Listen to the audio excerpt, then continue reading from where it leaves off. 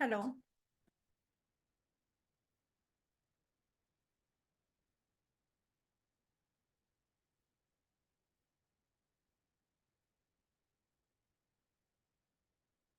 Hello.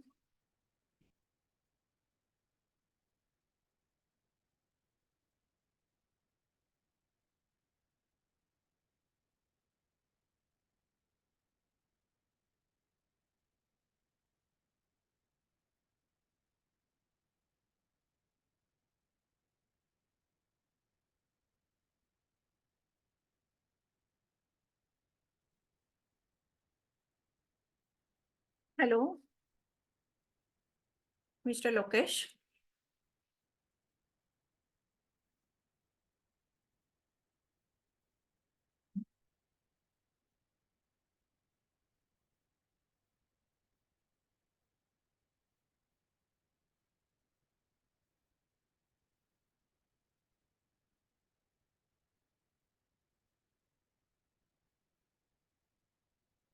Hello.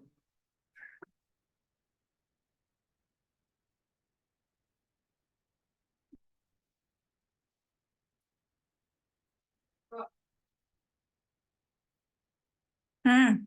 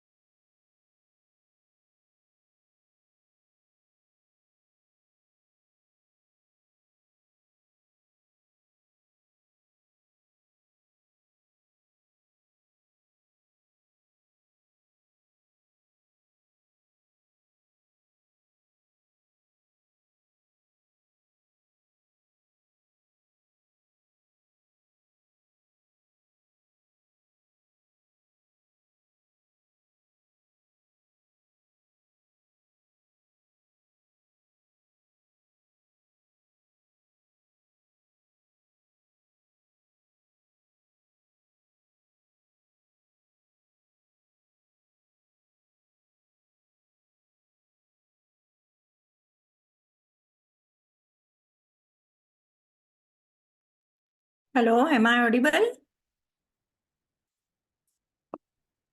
Yes, madam, you are audible.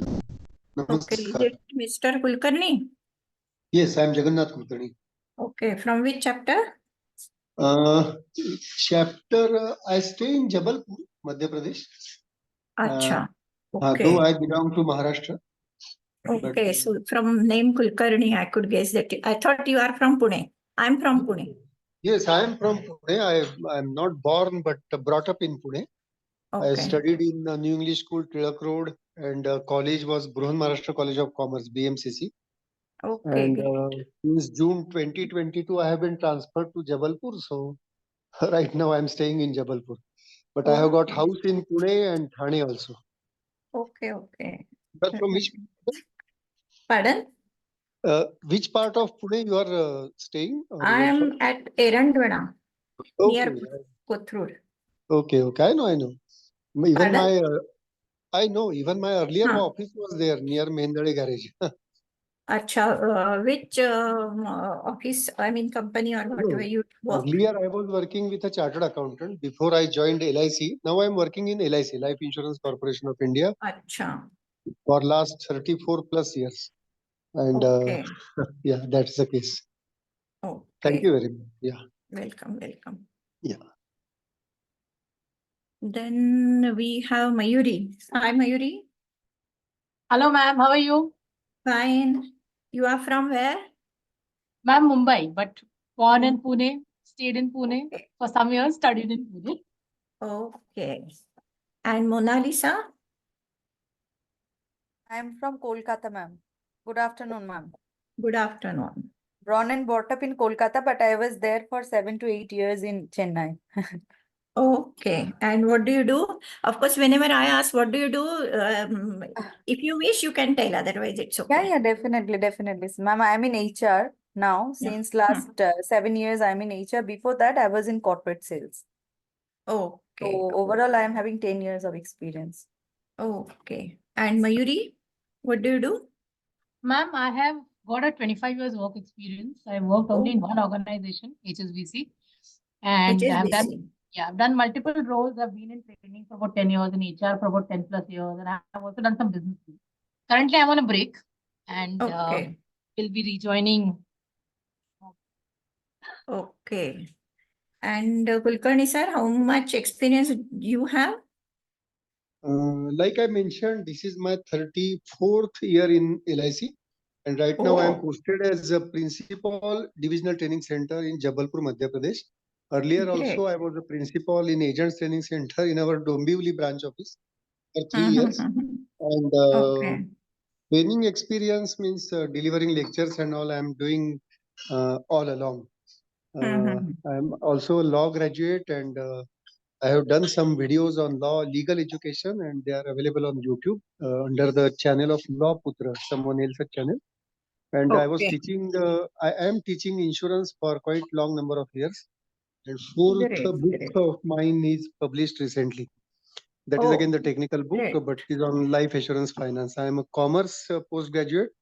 I have done my law degree last year, last year, and currently I'm pursuing my master's in law also. And yeah, of course, this is PG in training and development. Thank you. Okay, thank you. Lokesh sir, are you there?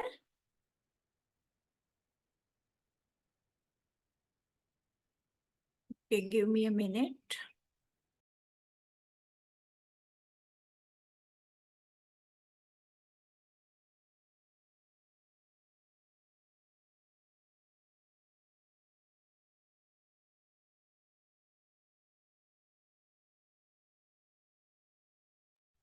Yes, ma'am.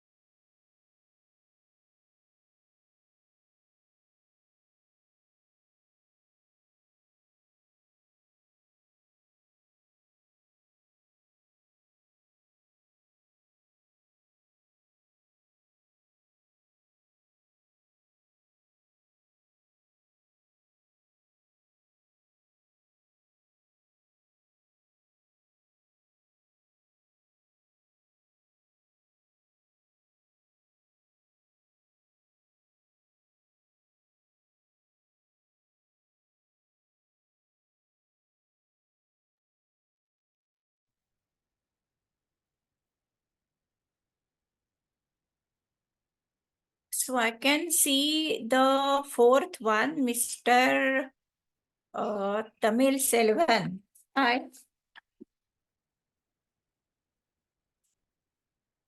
Is it hello? Yes, ma'am. Will you please introduce yourself? Yeah, myself, I am Tamil Selvan. I am Deputy General Manager in Neyveli Lignite Corporation. Now I am at the Barsingsar project, part of Barsingsar Thermal Power Station. Thank you. Thermal power station. Yes. Okay. And which location you say? Now it is actually Bikaner district of Rajasthan. Rajasthan. Okay. But basically I am from Tamil Nadu. Tamil Nadu, right. So our quorum is full now. I came to know, just now I called the, so hi, this is me, Dr. Rashmi Hebalkar.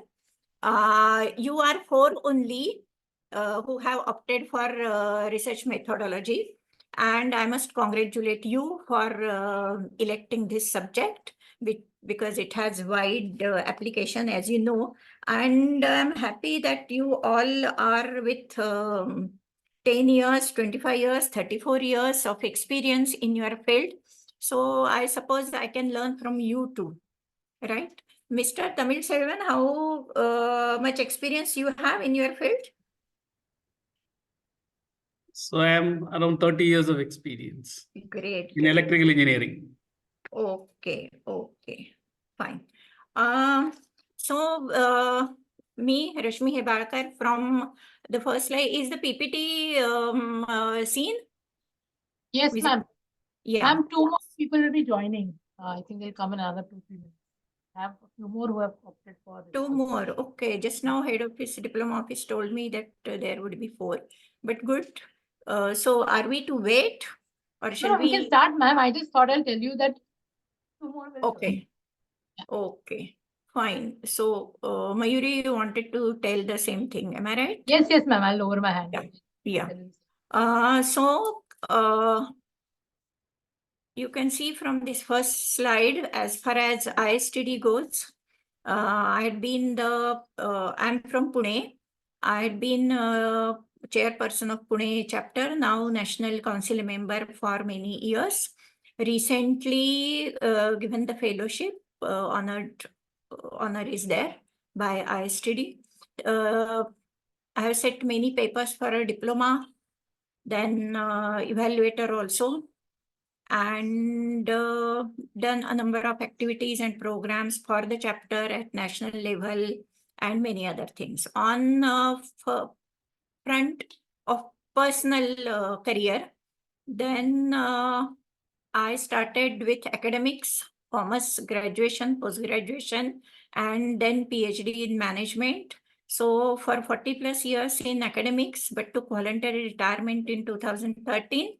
But simultaneously from 2092, when I started my PhD, I started corporate training and gradually consultancy, mainly OD consultancy, like some big clients like Tata Motors or Crompton Group, and small clients like some foundries, 1 or 2 malls, big CA firms, or organizations like that, or in between some chemical companies and all that. In the process, I have understood that when you have good research background, you can do OD well, organization development well. So my PhD, now it is 24 years for that my PhD was complete, but still in my area of research, I'm continuing as consultant also and all that. Few PhDs under me, and I'm research consultant for whatever comes my way. These days for one government department, one project on TNA is going on. Like this, small or big research goes on. So our subject. I have changed the slides. Please check if it is visible. Is it visible? Yes, ma'am.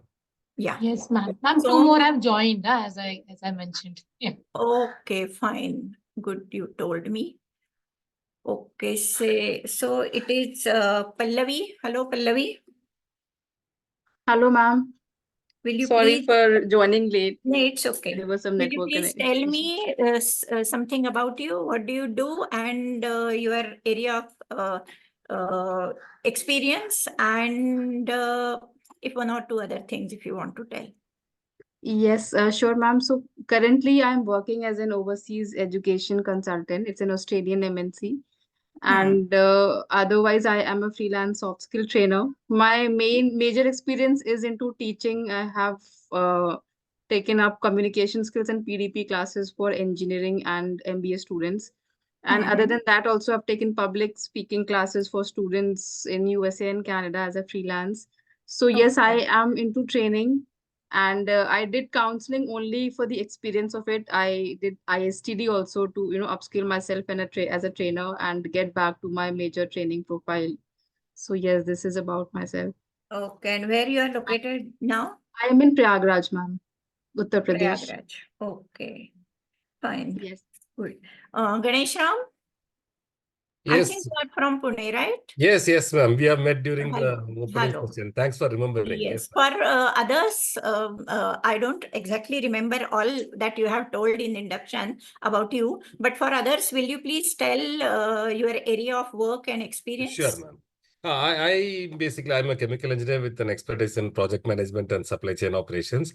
And in Pune, I work for an American supply chain company called Dematic, and as a director of engineering and country operations. That's my role.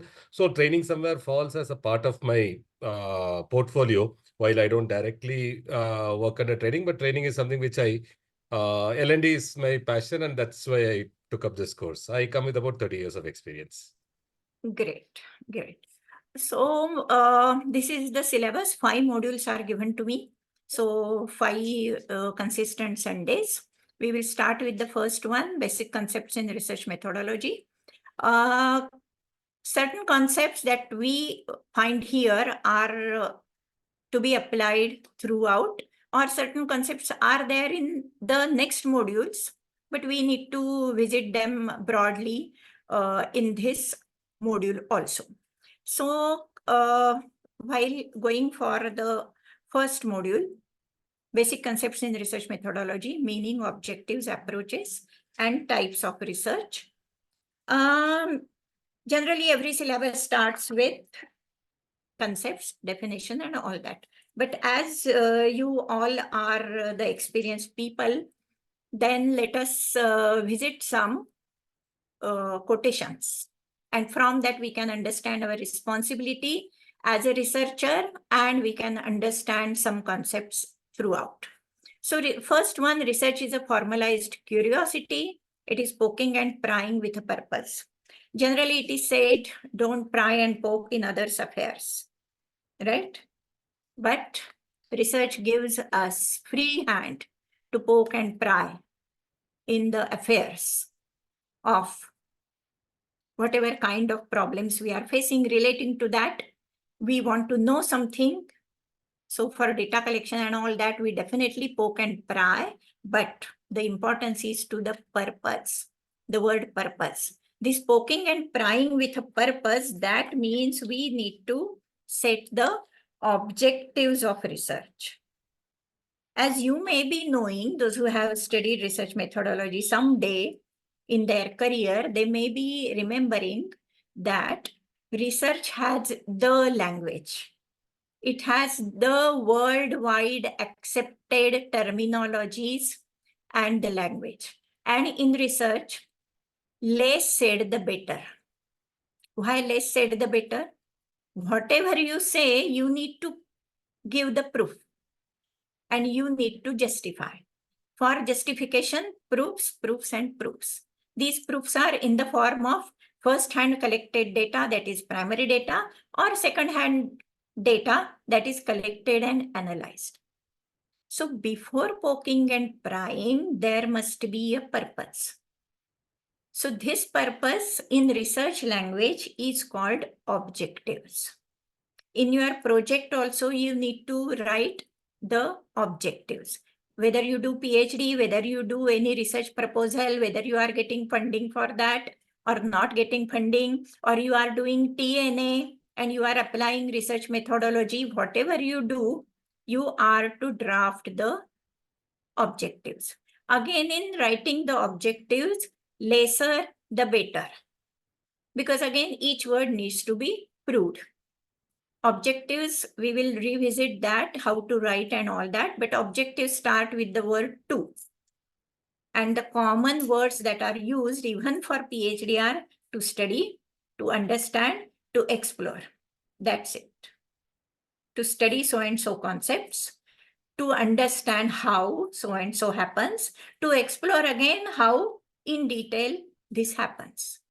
So once the objectives are set, you start poking and prying. But before that, what you must have is the curiosity. Can you tell me, whatever area of work yours is, can you tell me one point of curiosity that you have regarding your organization, regarding your work, regarding any stakeholders and all that? one curiosity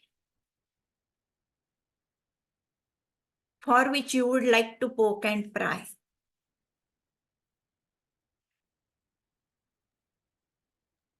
Yes. So, ma'am, I can go, Mayuri here. Yeah. So typically, there is always a saying, especially when it comes to recruitment, that the internal job postings that are done are not very authentic. Line managers have already decided whom they want to take, but just because it's a process, they put that in place. Now, as an HR, I have seen internal job postings being taken the right way and process, the way it should be actually done, and the right candidate getting selected. And I've also seen that sometimes there is a push for a particular candidate just because he knows the hiring manager or whatever. So that's a curiosity that everybody has who work in organization. And that's something that I would always want to take a poke at to see whether this is really getting going through the test of time and following the process and we're selecting the right candidate, or we are just picking up people just because we know them and the recruiters are not. Right, right. So whether the job postings and recruitment and interviews, what are the dynamics and which dynamics pay more? So many curiosities around that. Yes, ma'am. Okay. Anyone else? Yeah, I can go, ma'am. So it's more Sure. from a technical perspective in terms of how an organization like even ours is able to, read beyond what is the current requirements, look at the futuristic requirements of the customer and develop customized and tailor-made solutions for that as a very proactive measure. And probably that's what keeps them at, higher position in the entire industry ranking. So that is something which I'm very curious about in terms of how does this insight flow through and how are they able to get into the customer's shoes and think according to that? Yeah, great, great. Right. Anyone else? Okay, fine. So unless and until we have curiosity, we can't turn that into the purpose. And unless and until purpose is there, we can't go for poking and prying. This poking and prying is our research methodology.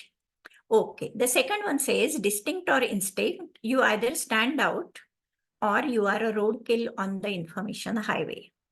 And I have seen a number of roadkills on the information highway throughout when I was doing PhD and then when I was PhD guide too. Why does it happen? Initially, every researcher says there is no material. Then the researcher says there is huge amount of material. And people go on collecting and collecting, downloading n number of things, downloading the thesis, downloading research papers, downloading books and all that. So information highway is full and they are now boggled with that. And they say, now research is not my cup of tea. I'm not going to pursue that. Believe me, there are n number of ISTD diploma students who have completed their 3 semesters with shining colors, excellent grades, but have not done the project. One of the reasons are roadkills on information highway, or they are lost in the information jungle. So there must be, so right from objectives, hypothesis, more and more clarity and lesser words enables you not to get killed on the information highway. Okay. It is precisely because the unexpected jolts us out of our preconceived notions, our assumptions, our certainties, that it is such a fertile source of information or innovation. Many times, people feel that I know everything. I have so and so years of experience. So I know what happens, what are the dynamics, what are the intricacies, and they have their set assumptions. I will tell you one example. One PhD student who had 20 years of experience of teaching started her PhD and was allotted to me. And she told me the topic that I want to do the research on the impact of FDPs, Faculty Development Programs, set by UGC and university for the teachers. She was under strong impression that all FDPs are just a show, a lip sympathy, a tick mark activity, and nothing happens out of that. So it is a problem, and therefore research must be done. I told her that it is not a topic for PhD. You can write a research paper on that. But she was firm on doing PhD under that. Then I said, okay, let us do one opinion-based survey of 100 faculties. So a small questionnaire we developed. And I was 50-50 impression I had that as university is conducting for years and UGC also compelling that FDPs must be conducted, it should not be that nothing happens out of that.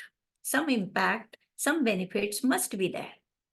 So a questionnaire was developed, data of 100 faculties was collected, and it was proved that all FDPs are contributing to the growth of knowledge and career of the faculties.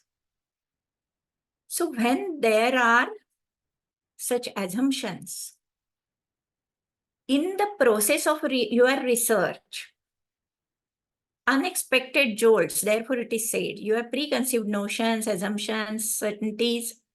So in research, we never use the word I, we, our, mine.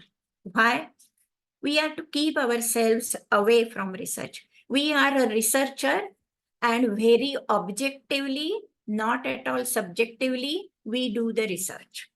And through research, our notions, conceptions, and all that can be broken, and we should be ready for that. And research is for that only. The most serious mistakes are not made. I'm going to the last one of it. Are not made as a result of wrong answers. The truly dangerous thing is asking the wrong questions. In research terminologies, there are two things. One is research questions. Once you have a curiosity, there can be a curiosity, there can be a challenge, or there can be an opportunity. These are the three basic foundations for doing any research. If you have curiosity, go for research.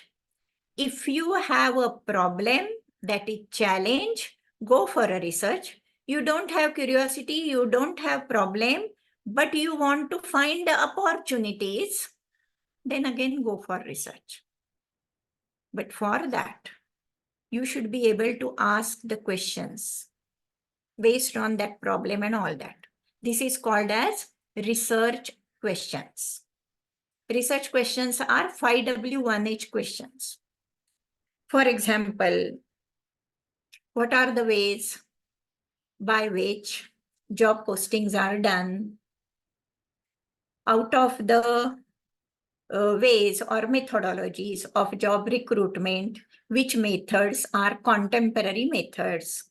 Out of these 3-4 contemporary methods, which are the most useful methods? Like this 5W1H, who, when, where, what, why, how. So asking one-liner questions regarding your problem or opportunity or curiosity are called as research questions. So what this line says? Asking the right research questions is important. Once you ask the right research questions, you can easily follow that and get the right answers. You can stop me any time if you have any query. So I'm at the next slide. Some quotations again. Research is an instrument of protest. It is a sword in the hands of a rebel.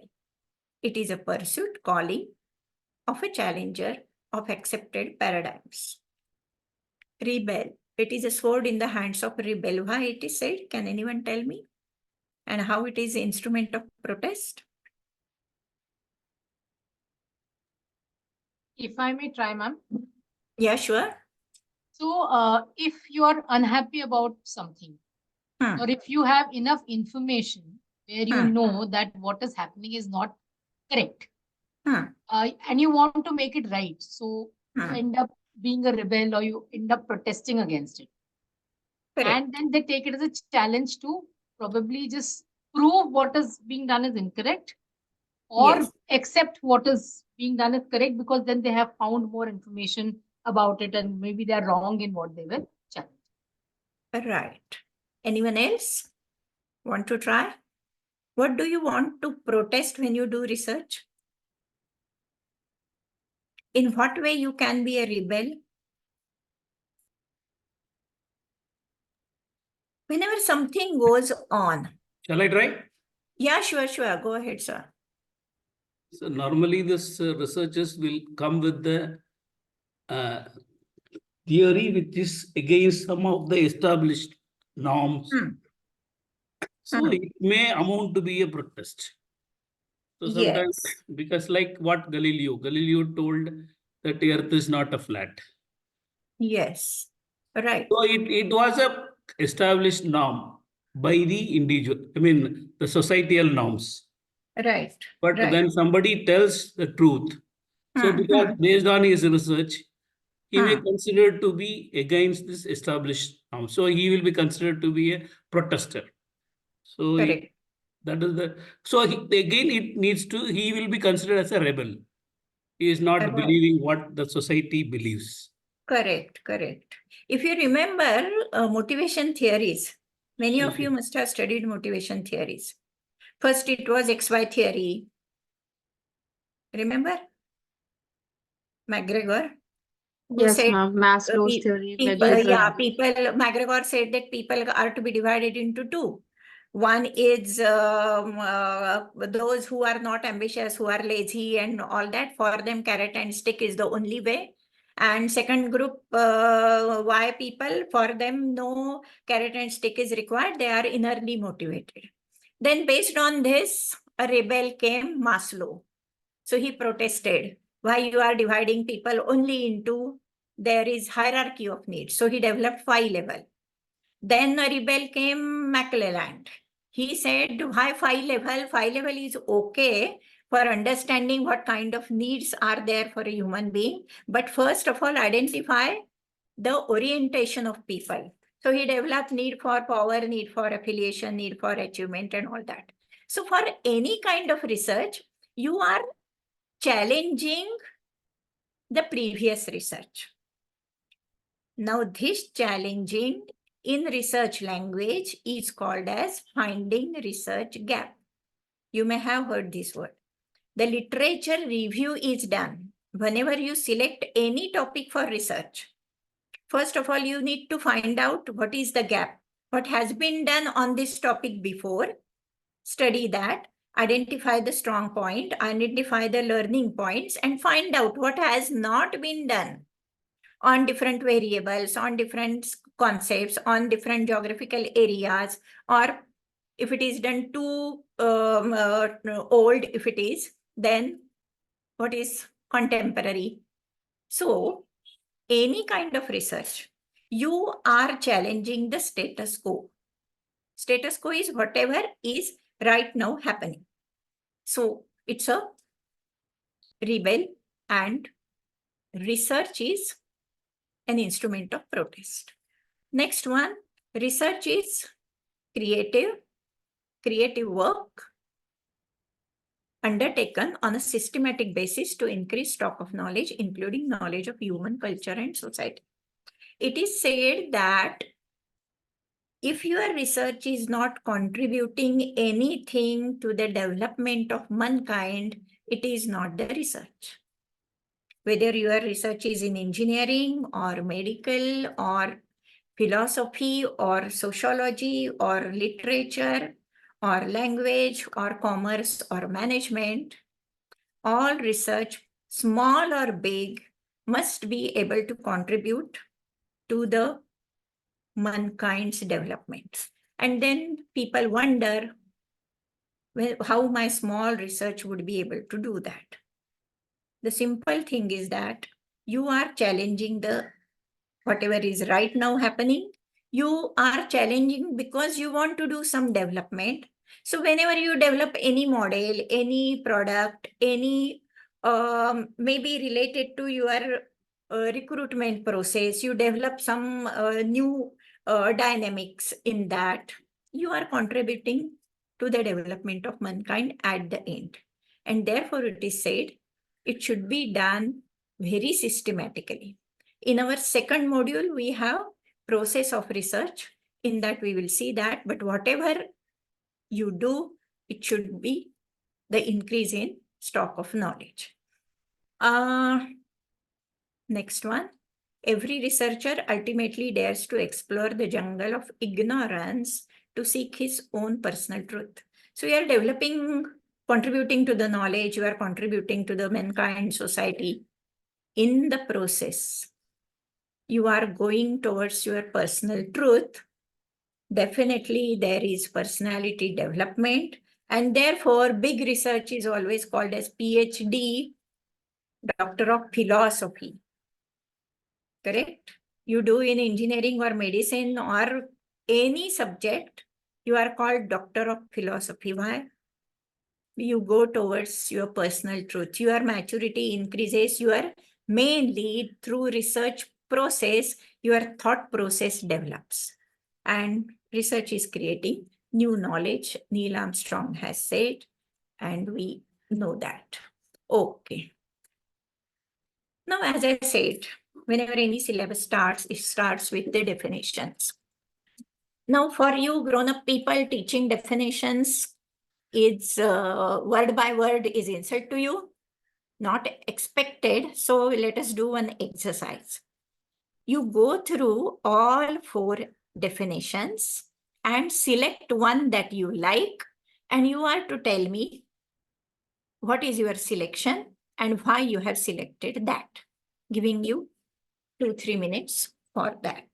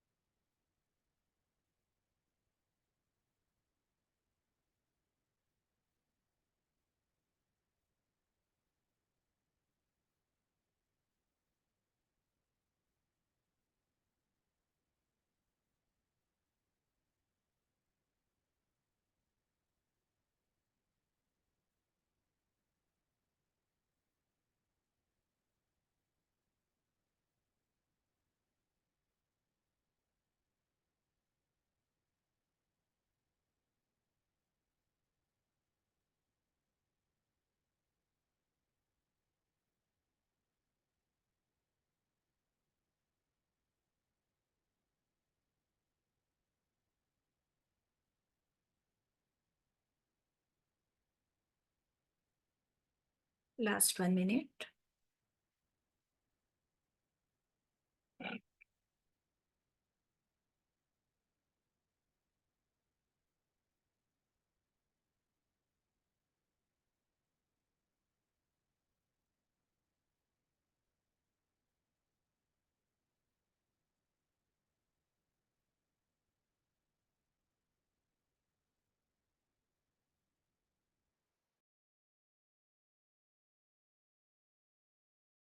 Yes, anyone except Mayuri and Ganesh Ram?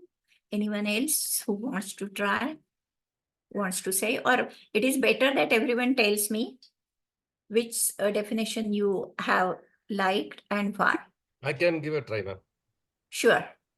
I like the 4th one. This is business research is a process of determining, acquiring and synthesizing useful data and information.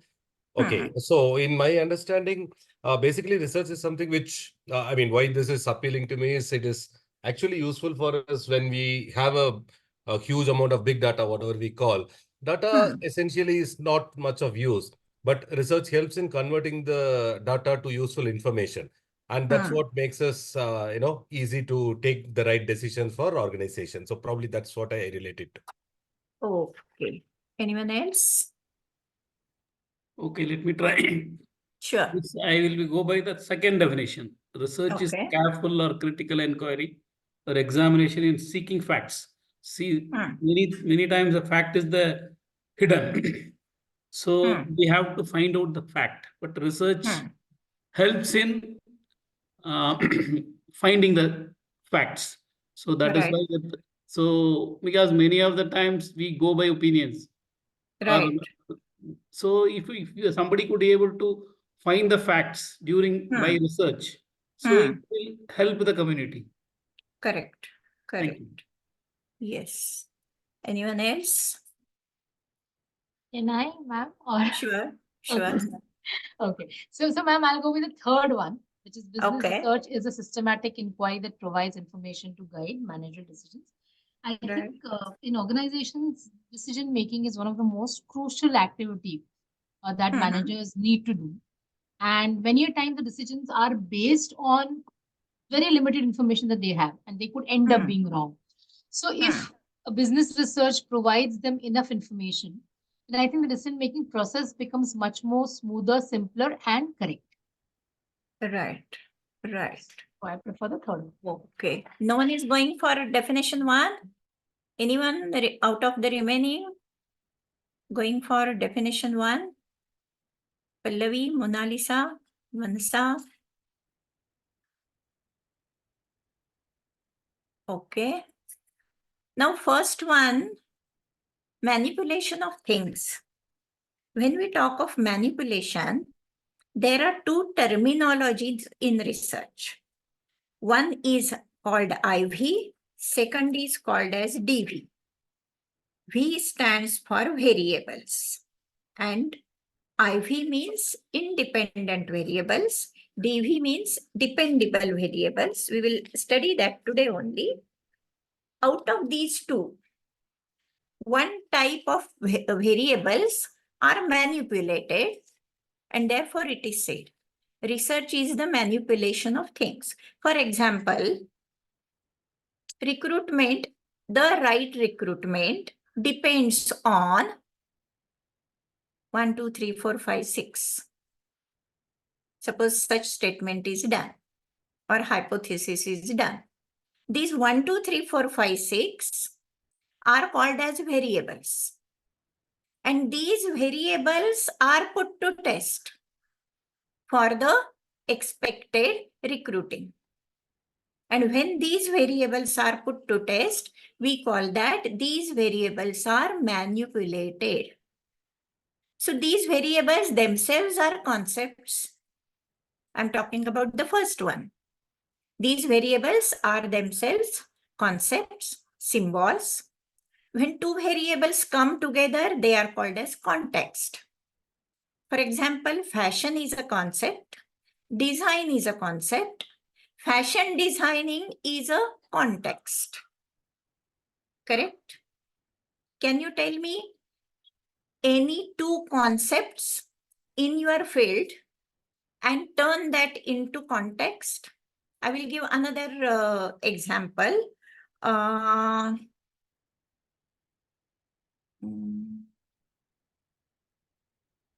Regarding leadership, democratic leadership. Both words taken separately are concepts, taken together becomes a context. Consumer is a concept, behavior is a concept. Consumer behavior gets different meaning, so it's a context. So can you tell me any concepts and construct in your field? Ma'am, I can give an example. Sure. Content. Content can be any form: entertainment, art, educational. Content. Curation, as in creating it. The concept, creating the concept, executing the concept. And then social media platform, can we call that as a context? Can we Yes. this an example? Yes. Okay. So yeah. So content curation being the context. Okay. the need to reach out and the need to represent or present, and then social media is the platform that's providing you the avenue. That's the context. Yes. So when you will convert all these words, concepts plus context, into your research title, you will understand that every research title is made up of a number of concepts and constructs. And out of that, some concepts and constructs are manipulated. I'm not right now telling whether IVs are manipulated or DVs are manipulated. We will see that when the time comes. So the word is manipulation.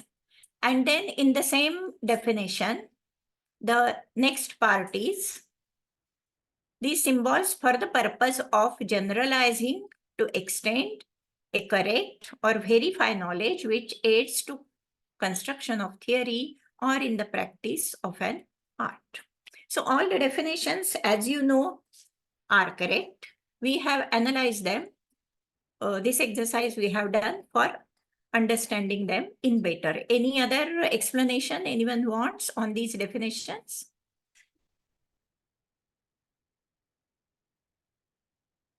Okay. No, ma'am. Ma'am, I ma'am. have a question, We're Manasa. good.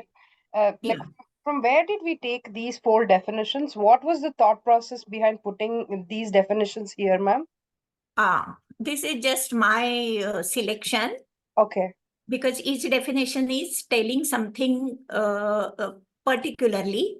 Okay. And when I conduct this exercise in my workshops, Hmm.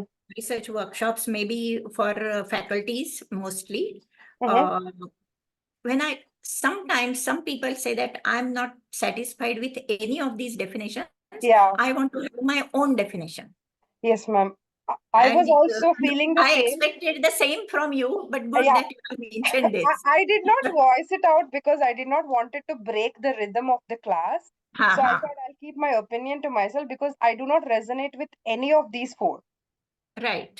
Yeah. Some are macro definitions, some are micro definitions. Okay. Some talk about insights, some talk about the process. For Mm. example, number 3 is talking about, number 2 and 3 are talking about the process Mm. and Mm. diligent and your responsibility to do it very diligently. Third, in that, regarding managerial decisions, and in the 4 also decision makers. So it's application oriented definitions. Mm. Right. So therefore, that particular sequence and all that is established. This is solely done by me.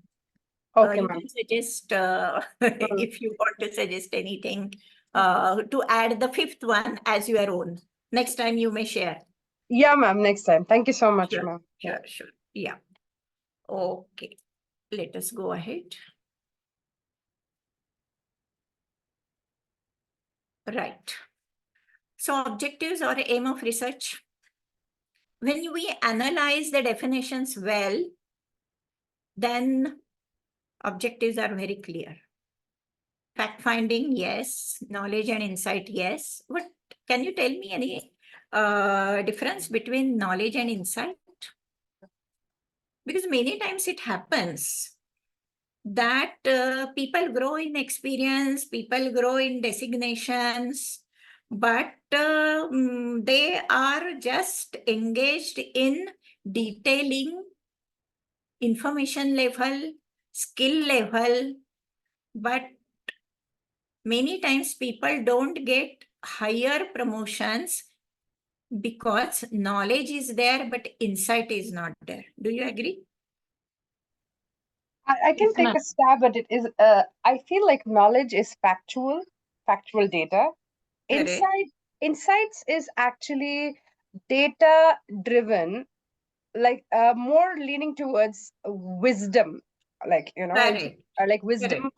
Or in technical terms, when you think of artificial intelligence, that's my domain. Insights is where you're detecting the patterns, you're identifying the patterns, you're noticing the patterns, and then you're coming up with a predictability, like this is what it is like. So but insights is more leaning towards wisdom, knowledge is more factual. Right. Anyone else? Yeah, ma'am, I can give a try. Yeah. Knowledge is probably the superset and insight is a subset. In the sense, knowledge is vast and more generic, which all encompasses. However, insights are more specific, scenario or situation based. Right. Okay, Mayuri? So, ma'am, knowledge is factual, as Mansa also mentioned. It's available, it's there. Insight is more of going beyond the surface. Right, It's right. trying to find out much more, maybe probably thinking ahead of times and trying to figure out what is it that goes in this.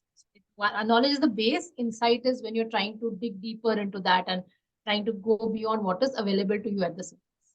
Yes, yes. Many times very generic word we use for insights, maturity. And as it is said, there are six levels. First of all, information, then knowledge, then skill, then insight, then foresight, and then wisdom.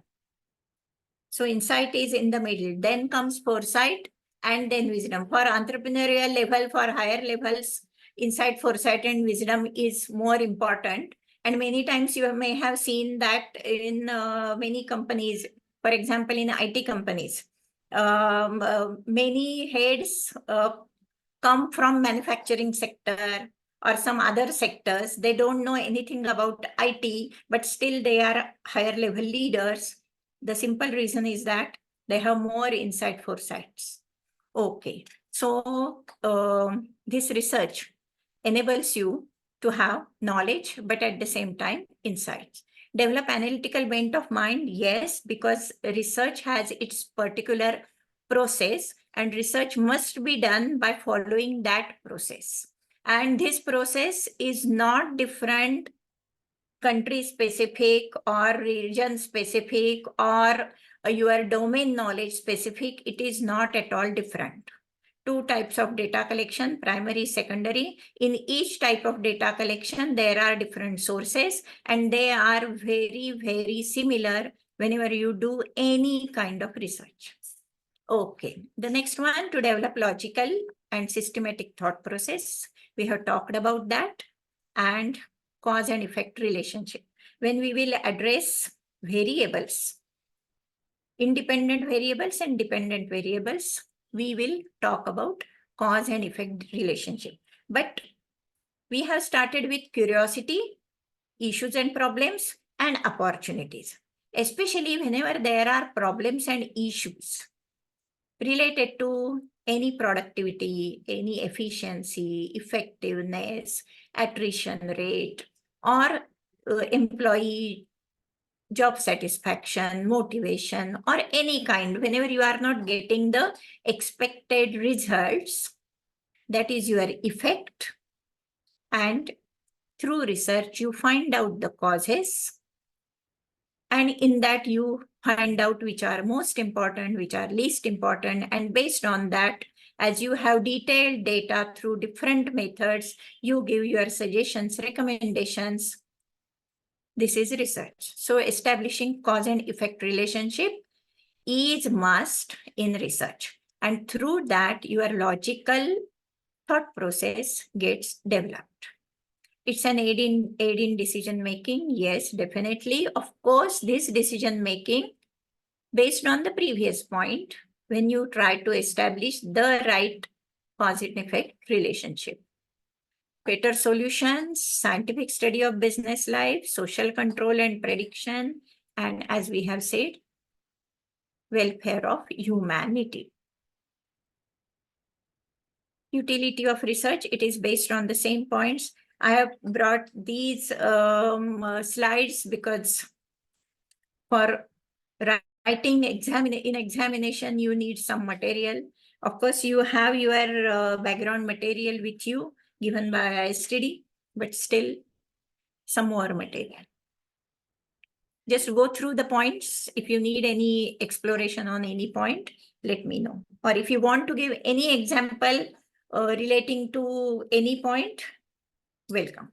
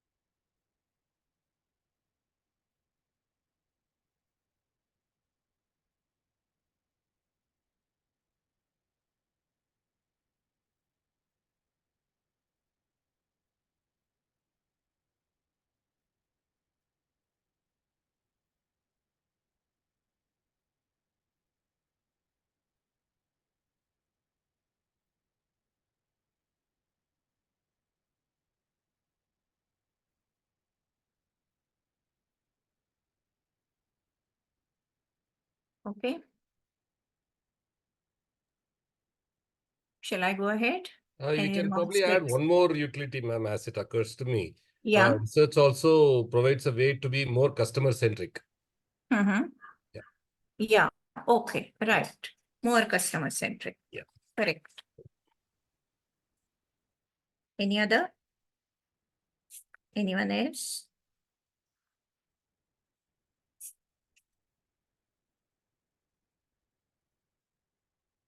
Any first-hand experience you have regarding any point that you specially taking the lead, have done the research relating to a particular point, or you had been the team member in that?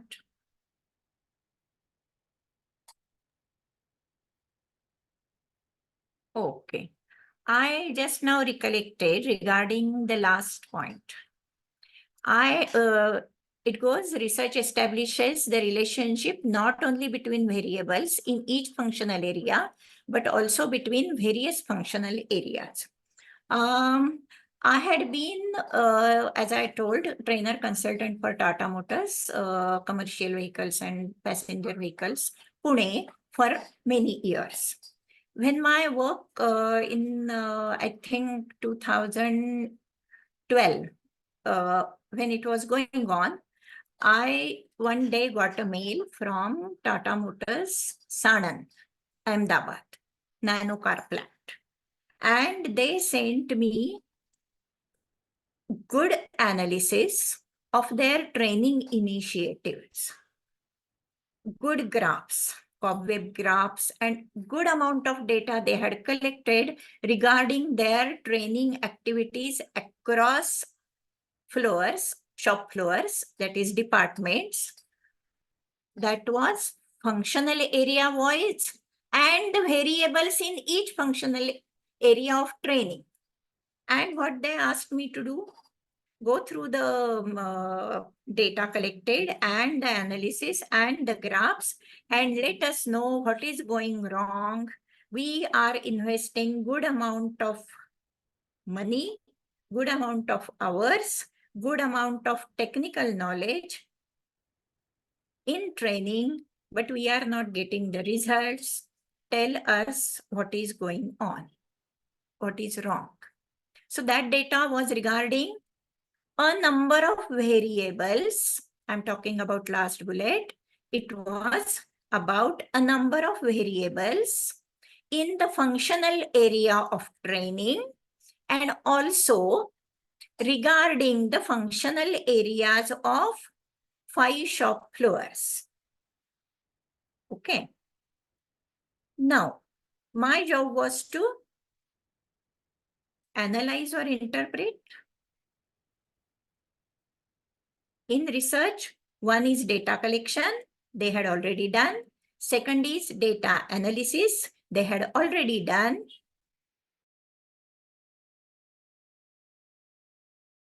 They had interpreted the data as per their own understanding, but their interpretation was not giving them any guideline regarding what is going wrong. Now, my interpretation obviously was based on the insights that I had got throughout regarding that domain knowledge and practice. So insights plus the real data, based on that, I gave them my observations, my findings, that too much of training is going on in detail, which is not at all required. So it was going on a macro level instead of doing it on very high macro level. It should be done on a diluted way at micro level. So then my consultancy started there from 2012 to 15. The route was the research. So through research only, you can arrive at the decision. You can identify, last but second bullet, research identifies problem areas and then the data and all that. Okay, I'm going to the next slide. motivation for research, and consequential benefits. Some parts are just the different way of expression of the previous points, but still go through.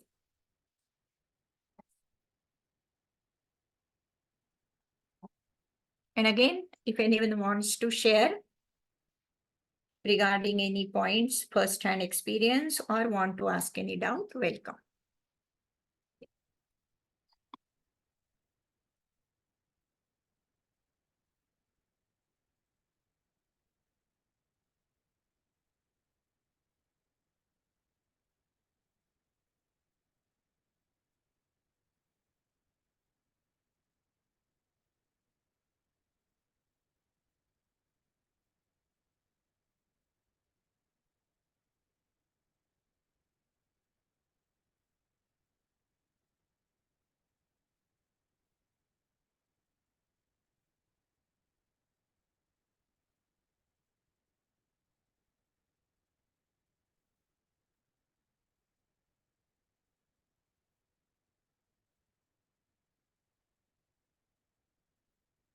These are your individual benefits. And believe me, through my research, I have got all these. Your research shouldn't be for the sake of research only. Otherwise, there are few PhD people, when you ask them the topic of their PhD, they say, ask anything under the sun except my PhD. Your research should enable you to get all this that is on the slide. Any doubt? Any sharing? Interesting, ma'am. Yeah. Okay, so I will go ahead. So next content in your syllabus is approaches to research. Some give the list of methods of research or types of research under that, but research approach is the systematic and structured ways by which research is conducted and which is based on acute logic and methods of inquiry. So broadly, there are three main research approaches: deductive, inductive, and abductive. Okay, let us see what is deductive. In short, if I am to show you the difference, look at the right side image. Inductive, that is which is in the green, goes from bottom to top.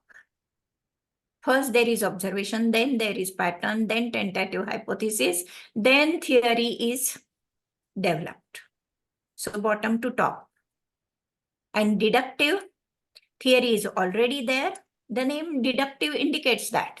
The theory is already there. Hypothesis is framed. Based on the theory, comparatively easy. Then observations are collected. And then it is checked whether hypothesis is proven or not, confirmed or rejected. So in both the things, inductive or deductive, theory is there, hypothesis is there, observations are there, but the process is ulta-pulta. Okay, so let us see in detail. Deductive approach, inductive approach, and abductive approach. Before going to these words and words, let us go for example. So inductive describes something that leads to something else, so that we can apply the logic. Before that, we collect information, draw conclusion on what we observe. This kind of research, inductive research, is done whenever there is no existing literature on the topic and no theory to test, as we have seen in that image. There is no theory to test, you are developing a theory. Existing literature is not there on the topic.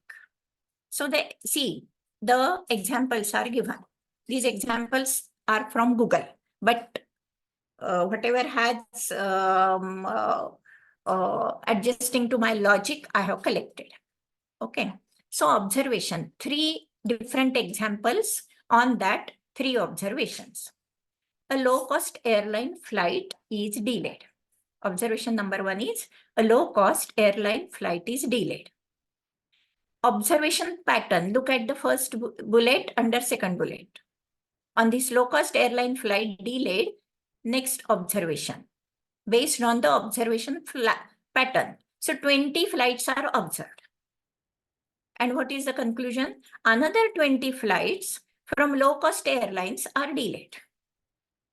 How they have developed a theory now? Low-cost airlines always have delays. So theory is there, hypothesis is there, observation is there, data collection is there, but it is in a particular order. From observation to theory. Why? Theory is already not there. Literature is already not there. Second example. Dog A and B have fleas. Observation. All observed dogs have fleas. Observed pattern. What is the theory now? All dogs have fleas. Third example. Elephants depend on water to exist. Pattern. All observed animals depend on water to exist. Theory. All biological life depends on water to exist. So when first observations come and then your conclusion is drawn based on that, that conclusion is called as a theory. So observation pattern to theory is the process. Now, what are the limitations of this? Conclusion drawn on the basis of induction method can never be proven, but it can be invalidated. It is indicative, but can't say. For example is given. You observe 1,000 flights from low-cost airlines. All of them experience a delay, which is in line with your theory. However, you can never prove or predict that flight 1001 will always be delayed. Larger your data set, the more reliable the conclusion. Right? Let us go to deductive. As we know, it starts with a theory. Theory kahan se aayi? Theory has come from inductive research. Because we know inductive research starts with observation, goes end is theory. That end is the beginning for deductive research. So it starts with theory, then there are observations, and then theories are tested. If there is no theory, you cannot conduct deductive research. Some example of deductive approach. Same 3 examples. Now the theory we have got from inductive. Low-cost airlines always have delays. Go to the bigger second bullet. Hypothesis is framed. By the way, do you know what hypothesis is? Have you heard it? Because it is a very important concept in research. I will make one hypothesis. Yes. Hypothesis is probably a framed observation into a structure which is yet to be proved. Yeah, which needs to be proved. Yes. For example, if I say batch 89 research methodology students are clever. I study diploma batch 89 students of research methodology are clever. This is hypothesis. Even though you like this hypothesis, other students of batch 89 or diploma office will say that prove it. Correct? Right. This is called as hypothesis. Any damn statement based on your opinion is a hypothesis. Correct? There is difference between assumptions and hypothesis. Very, very primary hypothesis, which can't be proved, which is but obvious, are called as assumptions. For example, employees need motivation for work. It is not a hypothesis. It's an assumption. Any individual needs motivation. It is an assumption. If you are to turn that into hypothesis, IT employees or any sector employees or employees of 21st century get motivated by esteem need initiatives. This is hypothesis. Correct? So, there are 4 stages here. First is the existing theory, which is developed by inductive approach. So it starts with theory. Then second big bullet is hypothesis is formulated. Third big bullet is testing of that hypothesis. And fourth is through analysis, the results are there. Okay. So low-cost airlines always have delays. This is the existing theory based on inductive. Now, hypothesis. Passengers flying with a low-cost airline will always experience delays. Data collection of all low-cost airlines and then results. 5 out of 100 flights of low-cost airlines are not delayed. So, when you are using all flights, then your hypothesis is rejected. If only 5% is taken and you just say low-cost airlines delay, then it may not be rejected. One important thing, though, as I have told, this is just drawn from Google. First big bullet, under that first small bullet. Low-cost airlines always have delays. These words like always are never in hypothesis. Any degree-related words, any adjectives are never in hypothesis. For example, good, bad, best, always, never, sometimes, maybe, can be. The statements of hypothesis must be very, very assertive. Okay. So, all dogs have fleas. Hypothesis, all pet dogs in my apartment building have fleas. Test all dogs in that building. 10 out of 20 dogs don't have fleas. So hypothesis rejected. Like this, all biological life depends on water. All mammals depend on water. Study of all land mammals. And then all land mammal species depend on water. Hypothesis is supported. So, inductive and deductive research we are studying. Deductive limitation.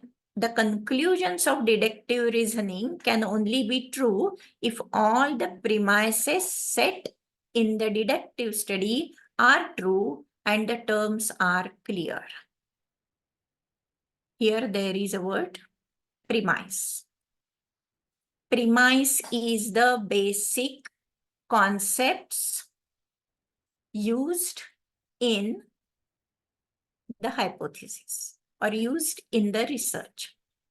Before making any hypothesis, generally premises are checked. Majority premises are taken as assumptions. For example, if you are doing any research on your performance appraisal, your last few years performance appraisal results, your performance appraisal module, or your performance appraisal related competencies and their definitions, all are called as premises. So the basic foundation behind a particular concept, clarity about that must be there. Then only talking about inducting and deductive research will pay the dividend. Correct? So we have seen inductive and deductive research. Let us go here again to have more clarity. You have already seen this. Just please go through. Then we will go to the first slide of this again.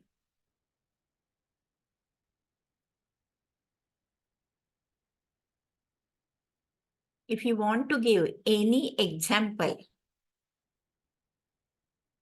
both ways, that this is the problem, this will be approached in inductive way or deductive way, how you can give example.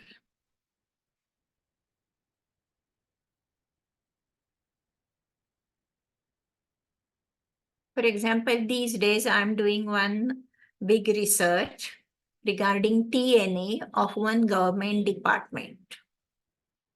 And for that, I have analyzed their secondary data related to their current training activities of their high-level employees.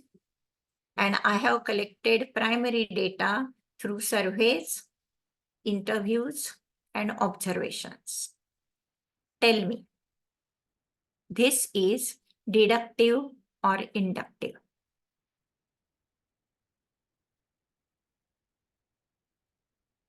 As this is not academic research, they never asked me what is your hypothesis. They never asked me what kind of theory you are using. As we have seen one slide of what we get from research, our individual benefits, they just believe that I have done PhD, I have done so-and-so research. There are number of PhDs under me. That was enough for them. They said, this is our issue. This is our curiosity. We want to know more. And the concerned officials knew the terminology, TNA and all that. So they said, we want to develop our training system. So tell us how you are going to do it. So the way I'm doing it, is it inductive or deductive?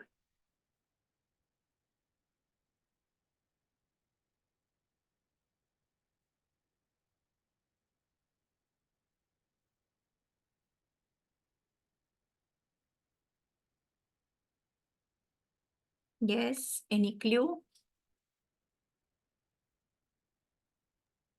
Ma'am, it's a deductive. It's deductive. Why? And because they had a situation. The theory is already there, like they knew what TNA is and all of the other things. Right. They had the basic understanding. So Right. now they wanted you to test the research and either accept the theory or reject the theory. Okay. That's why I feel it is deductive. I could be wrong. Okay. Technically, they don't want to check whether a particular theory or hypothesis, whether it is rejected or accepted. But it started with observations. Correct?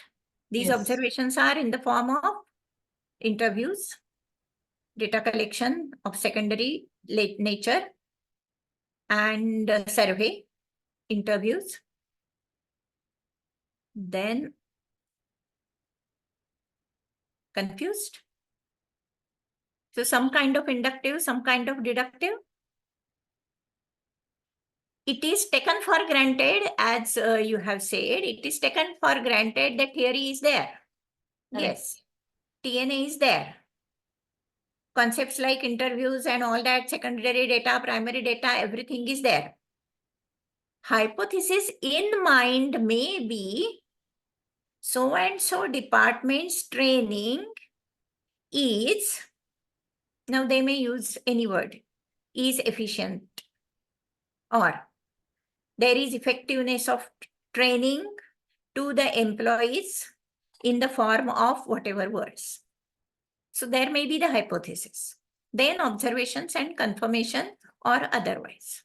So it's a combination, a bit combination, but more it is the deductive one. Academic research is broadly of deductive nature. Your project that you would do, it would be broadly deductive nature. Correct? Okay. So we had started approaches to research by this slide. And I said, let us come to this slide after having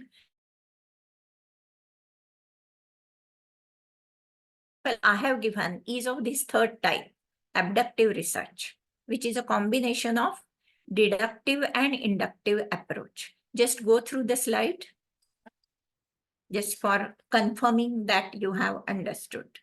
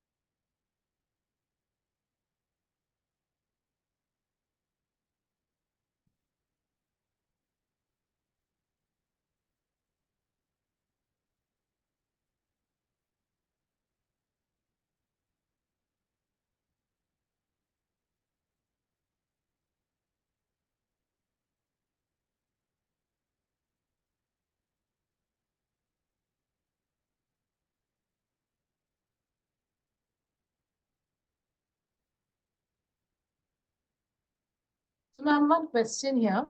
Yeah. So we understood what deductive is, we understood what inductive is, and abductive you said is a combination of deductive and inductive. My question is that it either starts with a problem or it probably starts with collection of data, and then they try and they get an explanation of the theory. So are you saying that, or when I say, are you saying, is it indicative that abductive research post the entire process of over to prove the possible explanation either falls back to deductive approach or to inductive approach? Will anyone answer before me? Do you want that Mayuri ask the question again? Yeah, I think that will make it better. Yeah, Mayuri, please make it a bit more clear. Okay. So as the slide shows that deductive approach starts with a theory and then obviously collection of data happens and analysis of data happens.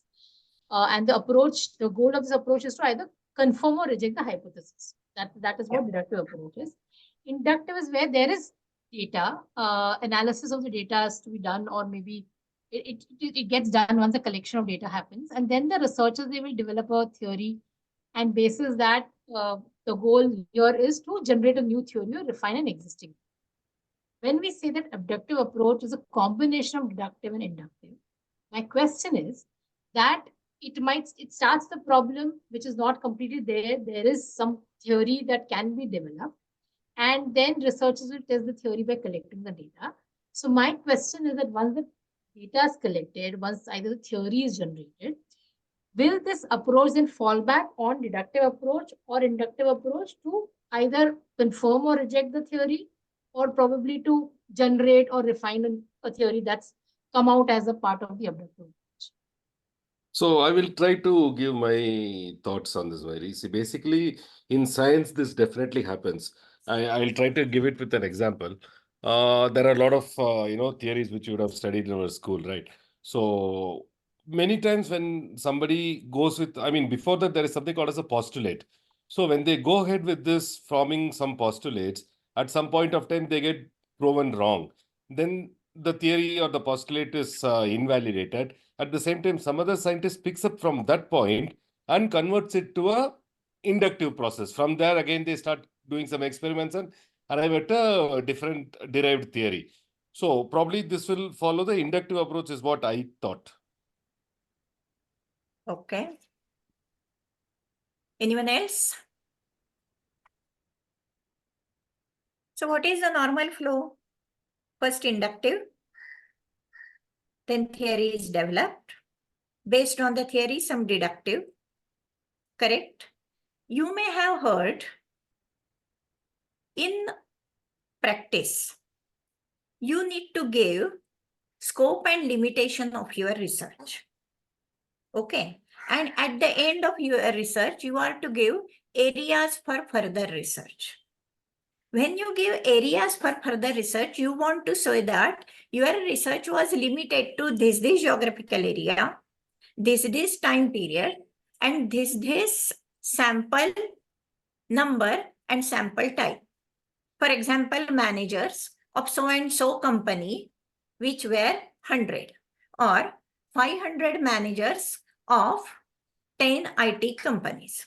This is called as limitations. And there you say that your findings, your suggestions are limited to this data, this geographical area, this time period. Now, when you say that, you have right now done the deductive one. This deductive is giving birth to inductive research. So inductive goes to deductive, deductive goes to inductive. It goes on in a cyclical manner. This way, it is abductive.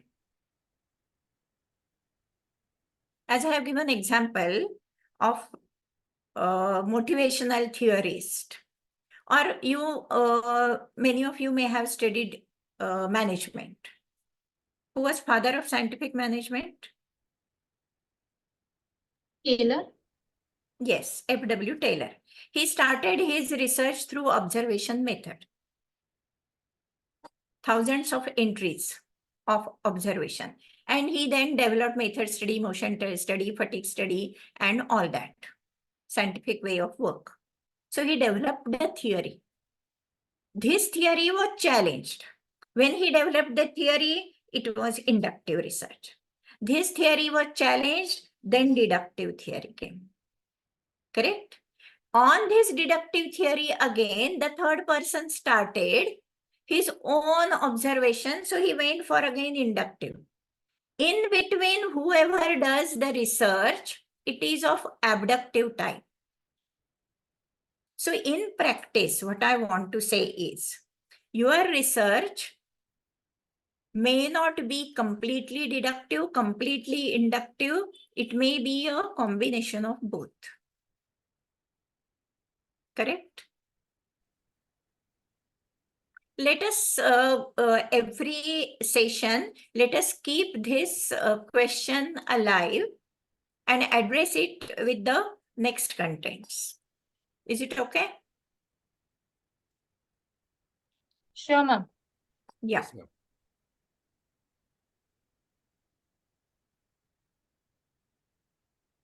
Okay, so we have done with this. Now the last content of today's session is types of research. In types of research, there are n number of them. Just few I have brought here. And we will discuss only 7-8 types. The reason is that more and more you go deeper and deeper, you may lose interest in research at this stage. Okay, so we will, why these 4 I have brought here, because these 4 were asked in the previous exam paper of batch 88. Therefore, these 4 I have brought. Okay, but we will start from the basic. First one, there is nothing in this chronology, 1, 2, 3, 4 like that. These are anytime, anyone, anywhere, can be conducted. So fundamental research, which is a basic one, scientific one, and when theories are studied, very basic research is done, which is called as fundamental research. When we are going through these types, a particular example of research can be of 2-3 types combination. Okay. Second is applied research. When certain facts are found for finding a solution to the problem, and based on that, some application is offered, then it is called as applied research.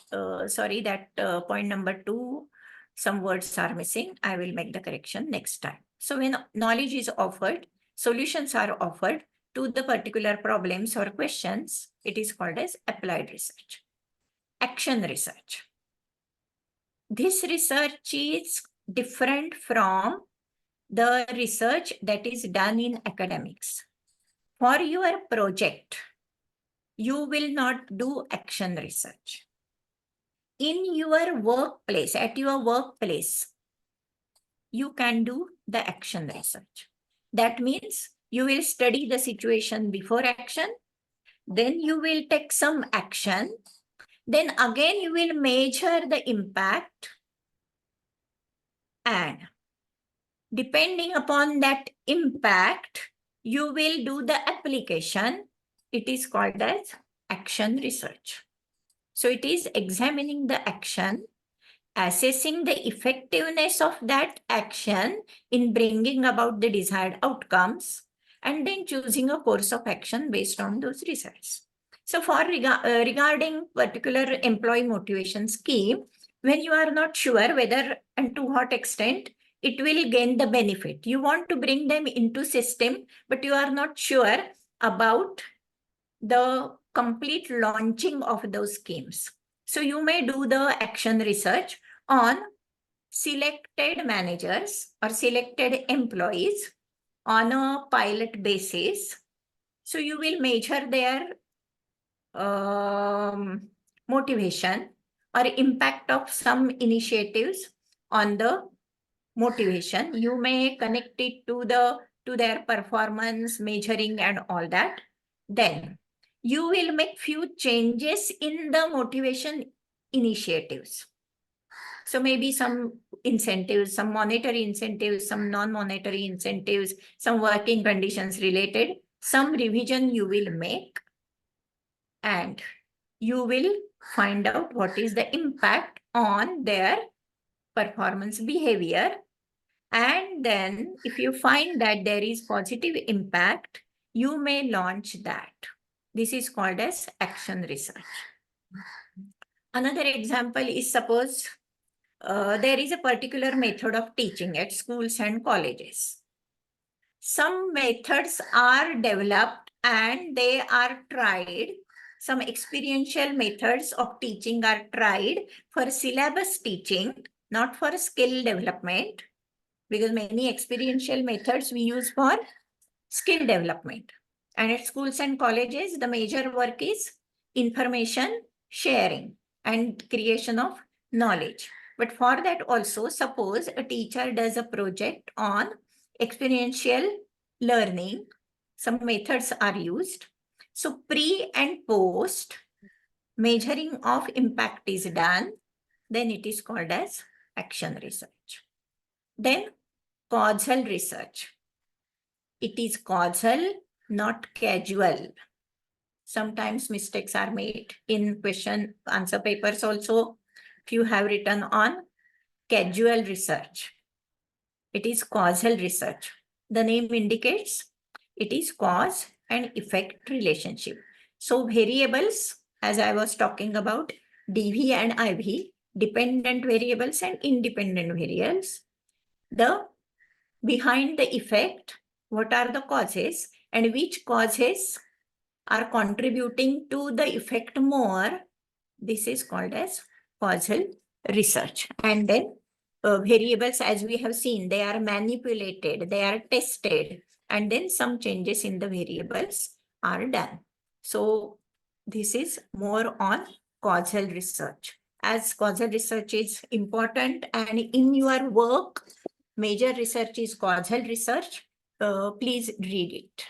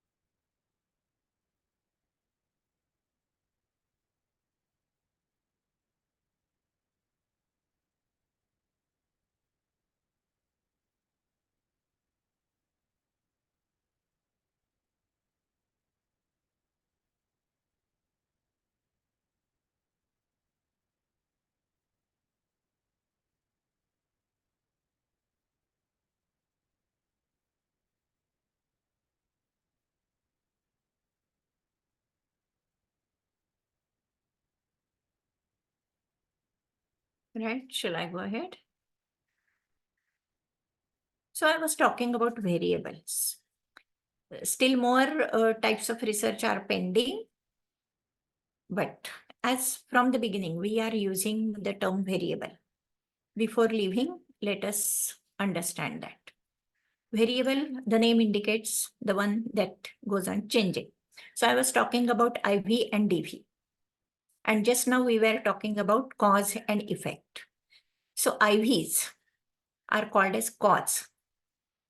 We know that every problem, tell me, every problem is a cause or effect? Every problem, every issue, every challenge, every opportunity is a cause or effect? Effect of the cause. Because of the Correct. cause. Yeah. It is an effect of a number of causes. These all causes are called as independent variables. And the expertism of researcher is in identifying independent variables. And on the basis of that, the researcher prepares a questionnaire for surveys, makes list of questions for interviews, makes list of variables for observation table. So independent variable identification is very, very crucial in the life of a researcher. These are the causes of something. These are manipulated. Manipulated means they are put to test. Manipulation causes an effect on dependent variable, and there are several independent variables. Dependent variables is effect. Generally, they are very less in number, many times only one. Dependent variable, only one or very, very less in number. These are measured, predicted, or monitored. Simple example I have given below regarding a farmer. Suppose research is on impact of application of a particular manure on the yield of crop. So yield of crop, that is productivity, needs to be measured. Yield or productivity of a crop is effect, therefore it is DV. And what causes productivity? All those factors are IVs. And one of the factors is manure. So manure is also IV. Now, whenever the farmer will do research on this impact of manure on productivity, this manure right now is one IV. But what he will do while manipulating manure, he will convert them in a number of IVs. One IV of manure in number of IVs. For example, quantity of manure, quality of manure, timing of giving manure, n number of things. So IVs are many, and the researcher develops a list of IVs and sub-IVs. More and more deeper, more and more results are justified. So next example I have given for your answers. Suppose it is the study of stress management of college students. Tell me the DV. DV is the effect. Stress. The DV. Stress. Stress is the DV. More elaborated, stress management is the DV. Correct? Yes.